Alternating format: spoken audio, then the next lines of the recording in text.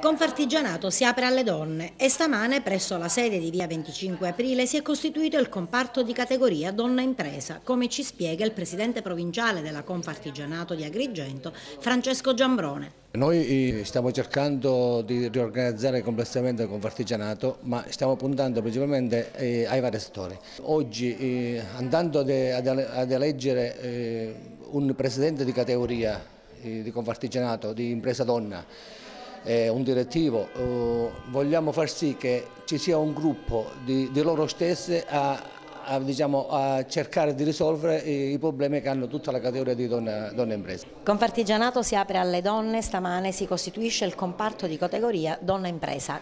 Quali gli obiettivi? Gli obiettivi del nostro movimento sono sicuramente spingere e scuotere anche un po', mi permette di dirlo, le coscienze dell'imprenditoria femminile in Sicilia, che molte volte purtroppo, devo dire, è un po' latente. Quello che chiedo oggi alle imprese è di essere più presente, di credere più all'associazionismo, perché potremmo fare tanto. Abbiamo input da tutte le parti, ma molte volte siamo noi stessi che non rispondiamo.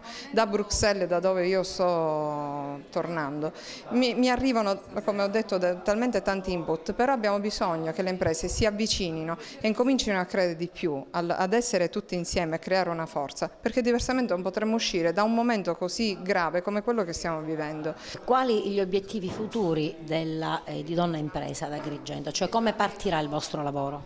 Il nostro lavoro partirà sicuramente con la buona volontà da parte, come l'ha dimostrato il nostro territorio, a voler credere nell'imprenditoria femminile e coinvolgendo le persone che vogliono e credono in questo progetto. Abbiamo tanti progetti da condividere in comune, nel senso che abbiamo la voglia di costruire anche nuovi posti di lavoro, nuova imprenditoria e aiutare ovviamente quella che c'è e che soffre in modo particolare oggi più che mai.